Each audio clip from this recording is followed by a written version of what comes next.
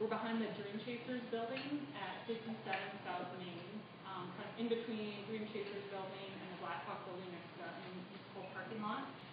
And we moved down here for a couple of reasons. One, so we could be closer to the Business Development Center. The end of last year, the mid of last year, we decided to join in with a strategic partnership with the Business Development Center. And so we wanted to be closer to them to share resources, share ideas, and just have a better collaboration going on. We also wanted to be a little more centrally located in a downtown area, and this space became available. And we're a little hidden back there, but the good part is we're not taking up any real estate on Main Street for some of those retail businesses to come in. So it's a really perfect match of location and space. So if you haven't been by our new office, I would encourage you to come by and see what we have going on in there. Just another view of it, if you're not familiar with it. Another thing we had going on this year was an increased presence in social media thanks to Monica. She has been doing a great job sharing member content, trying to get the word out about what members are doing, getting some posts up on our website and our calendar so that we can have a lot of cross-linking, a lot of sharing of information. So we have a Twitter feed at Go to Teton Valley, and then we also have a Facebook page. And if any of you are involved in social media, you'll know it has a nice price point to it. So that's great for the chamber and our budget. But we're also trying to use it the most efficient way that we can, and also as a member service to you. The other thing that's great about social media is that it helps with search engine rankings. So the more active we are on it, the better search engine rankings we're going to get, which are in turn going to help our members. So we're keeping up with that and improving it as we can. Other programs that we had this year were we had some board members go to some of the public government meetings, city council meetings, and board of county commissioner meetings. And that was great for opening the lines of communication with those business leaders, getting the word out about what the chamber is doing, and also what resources those entities can share. So that's been really helpful to our board, and I also think to our members as a win for them. Also, a couple of our board members are very active on the Economic Development Steering Committee, which is part of the Teton Valley 2020 comp plan planning process. And that's been great to meet some other business leaders in the community, find out what some of the perspectives are, and help make Teton Valley really vibrant and grow as an economy. Also, the chamber is part of the Teton Scenic Byway Visitor Center, which is slated to go into downtown Driggs. And I'm going to pass this small part over to Doug Self. He's the project coordinator for the visitor center. And he can tell you a little bit about the progress of it and what some of the plans are.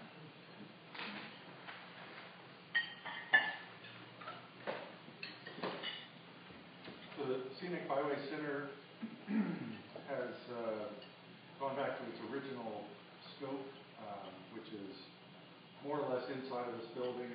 The plan is to also build out underneath the canopy, and the total square footage would be about 3,600 square feet with a 800 square foot lobby, 24-hour bathroom, a staffed information desk, which potentially could have a chamber role if the chamber wanted to move over there. That's a project question we'll need to resolve in the next few months, is how that whole visitor center will operate, how it will be staffed, what kind of organization will run it. The Byway Center itself will have the lobby and bathrooms, an interpretive center with various displays on mountain men, Native Americans, early settlers, an audio-visual room that can have rotating audio-visual videos, winter in Teton Valley, summer in Teton Valley, videos could be in there. And then the plaza out front is being designed for the National Endowment for the Arts grant, $50,000. And matched with $50,000 from the City and Urban Renewal Agency. And that will be designed over the summer and constructed next summer, 2014. The Byway Center, we're hoping will start construction in the fall, late summer, early fall. We also have a recreation center in the space that was getting going. We have judo in there, a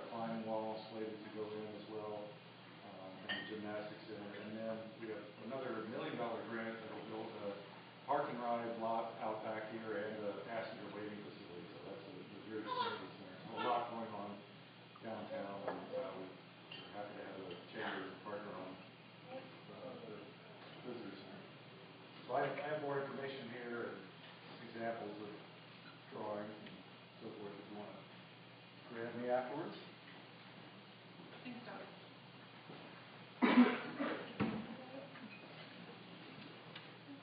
Also this year, we did some networking events, which were great. They were hosted by some of our members. This was, in that upper corner, was a social media seminar. It was a 3-part social media seminar that was really well attended, and we got a lot of great feedback from our members. It was run by Rose Cayazzo.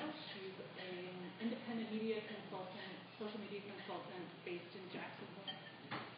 We also had an event at the Lone Elk Lodge, and that's a great little bed and breakfast rental property in Victor. If you haven't been down there, Barb is a great innkeeper, and they have a great facility if you're having your family come into town or if you have an event there, either personally or with your business. They have a nice big home theater, big living room, and a great little house there down on Teton Reserve.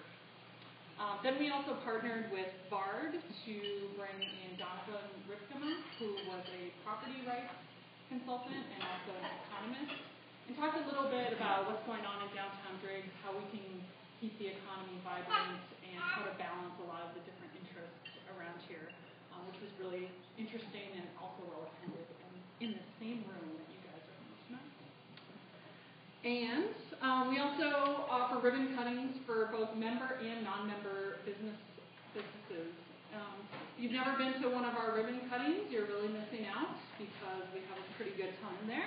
This is Allison and Jamie of Casual Observer, and they recently opened a business in downtown Driggs, and they were dying to use the gigantic system. Casual Observer does graphic design, promotional products, and screen printing. So they'll put your logo or they'll put your image on just about anything that you can dream up. Great little company. And then I want to talk a little bit about the community survey, which you may have filled out in the last couple months. We wanted to put down what the services that you would definitely use, and so these are the top 4 services that the respondents rated. The first one is the e-news, which goes out on Monday. The second one is display brochures in the TDC office, so that when visitors come in, we're able to give your brochures to them or your information about your business. Also, the calendar listing, which Monica is doing a great job of maintaining and having it be a very comprehensive community calendar of all the events that are happening in Teton Valley. And also Teton Valley demographic info. So the good thing about this list is we're already doing 3 out of the 4 things. We're working on Teton Valley demographic info, trying to figure out how to put it all in one place, how to bring it together, where to get it from, and how to manage it. We started out where we've received the census data, and it's all in one document, it's all compiled. So if you're interested in that, that's our start on Teton Valley demographic data. But we do have a lot of people asking for it and coming to us as a central location, so we'll be working on that in the future. The next thing is we ask respondents to rate what services we offer that are very beneficial. The first one was hosted or attended a networking event, which is great to hear because we had quite a few of those last year. And also, if you'd like to host one in the next year, please contact the chamber and we can get it all organized for you. Also, social media mentions, so it's good to know that our hard work with the social media is helping you get your word out about your business. Also, our social media seminar that we had at the beginning of last year. And also, visiting the TVCC office is very beneficial. And then we asked you to rate what are the important activities that the chamber should be involved in. One was attract tourists or tourism destination marketing, which is great. We're already doing that with the Idaho Travel Council grant. Recruiting new businesses, participating and leading in economic development activities, and serving as a voice for local business. And also providing support programs for local businesses. So this is really good feedback for us to figure out how we can get into the next phase, what we can do in the next year, and what we should be spending our efforts on. We had a lot of great verbatim comments come out of the survey, and the next time one of these surveys comes around, I would really encourage you to give us as many verbatim comments as you can. It really helps us give insight into what you guys are looking for, so it's just very helpful for us to find out what the attitudes about the chamber are. So some of them are really great. The chamber has become much more active, visible, professional presence in Teton Valley. I feel part of this community more from having joined the TVCC. We'd like to see the chamber continue to be involved in economic and business development. I think you're on the right track. Like to attend a presentation in which the chamber can share their story of why they are important for me to join. Don't understand what the TVCC does. That is not the first time we've heard that, and I'm sure it won't be the last. But it's a good gauge for us to figure out what we need to get out there, what more information, and what kind of channels we need to use.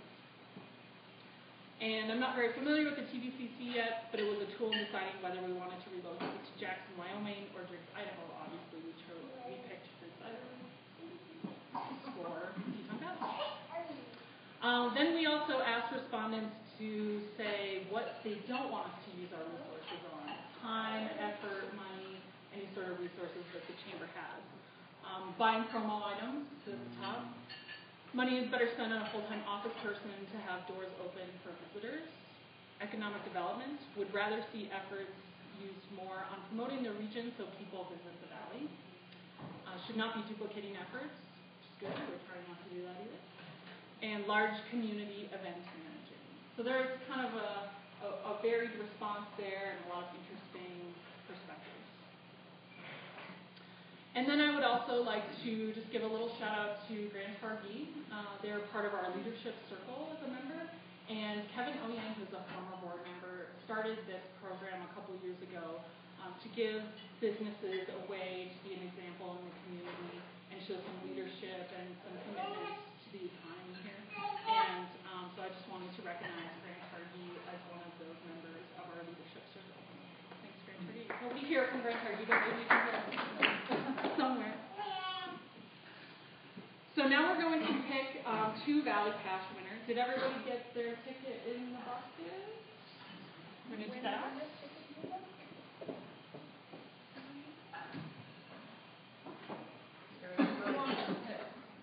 Mine.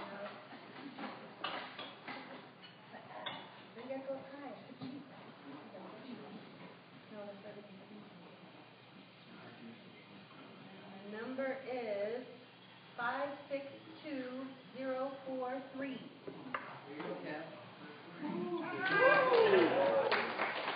Was it 2? Yes, 2. Oh, Rachel does this one. Oh.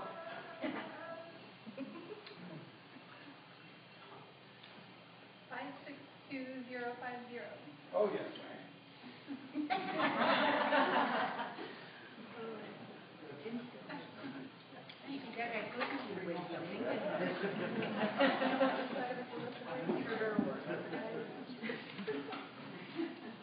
Okay, so now I'm going to pass it over to Jeff Naylor, who's our vice chair. He's going to talk to you a little bit about what's going on in 2013 and a lot about what's going on with the Teton Valley Marketing Alliance.